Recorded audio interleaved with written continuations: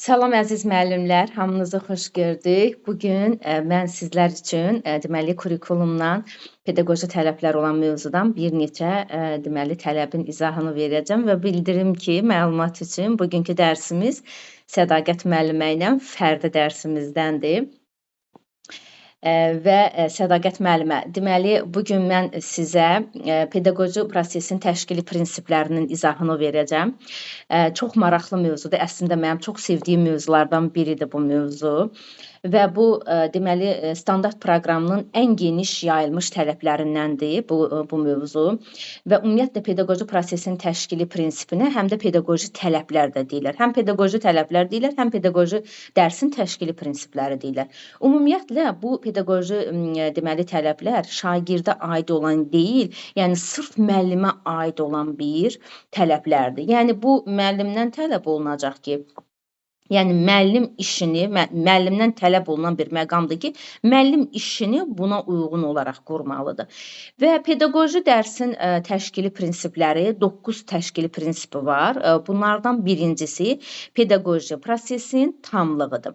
Mən bu mövzular haqqında danışacağam müəllimə. Çünki bu mövzu haqqında düzdür, kitabda hərəsinə aid bir cümlə verilib qayda kimi. Mən sizə bunu nümunələrlə izah edəcəm ki, nümunələrlə daha geniş, daha rahat başa düşəcəksiniz. Ümumiyyətlə gəlin baxaq görək, bax tamlıq nədir? Tamlıq, yəni dərsin öyrədici, tərbiyə edici və inkişaf etdirici olmasıdır. Yəni bu bir müəllim bu gün dərs keçirsə, yəni həm öyrədən olmalıdır, həm inkişaf etdirən olmalıdır, həm də tərbiyə edici. Bu dərs onun üçün həm də tərbiyə edici olmalıdır. Bax gəlin baxaq görək burada nədir? Məsələn, deyək ki, mən indi bunlara aid nümunələr göstərəcəm. Deyək ki, məsələn, mən hansısa bir neft haqqında mövzu keçirəm. Neft haqqında mövzu keçirəm və mən bu deyək ki, şagird oxuyacaq neft haqqında mövzunu, danışacaq, neyniyəcək, amma mən neftin insan həyatında əhəmiyyətini danışmıram şagirdlərə.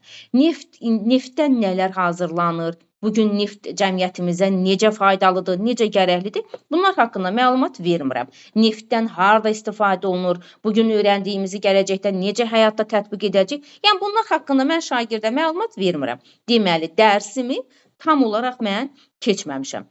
Yəni ona görə də biz burada deyəcəyik ki, hə, bu məsələn və yaxud da deyirəm ki, İsim haqqında mən mövzu keçirəm və deyək ki, ismin hallarını keçirəm. Şagird durur, ismin 6 halı var, başlayır onları sadalayır, hansı ismin halı, hansı suala cavab verir, deyir. Amma mən onları lövhədə praktik olaraq tətbiq etdirmirəm.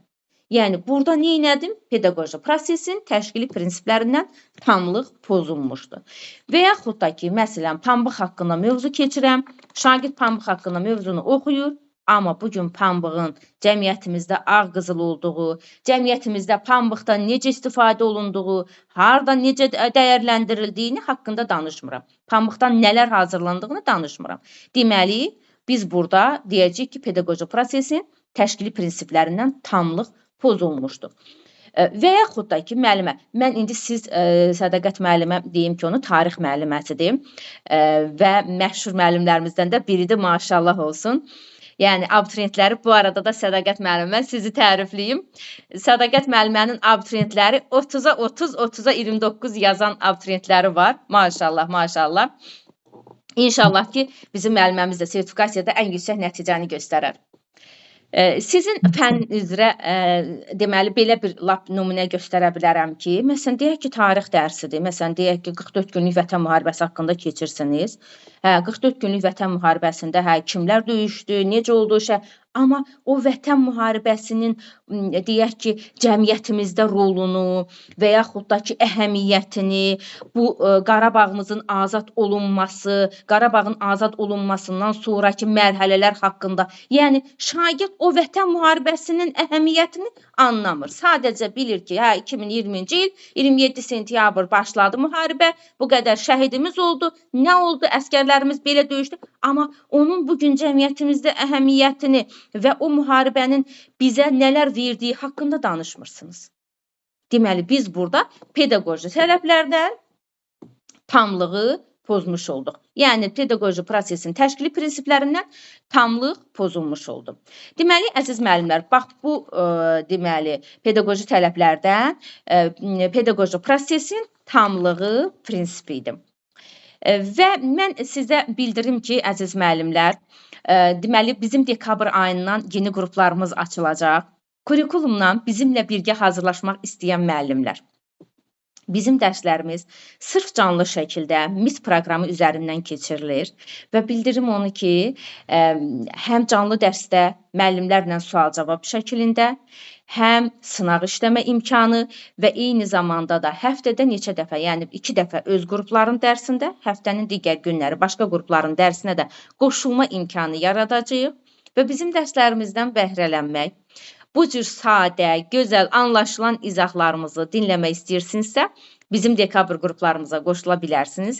YouTube kanalı üzərindən əlaqə nömrələrimiz var. Onlara zəng edərək dərslərimiz haqqında daha geniş məlumat ala bilərsiniz. Və bu arada kanalıma abunə olmağı, şərh yazmağı, bəyənməyi, paylaşmağı unutmayın.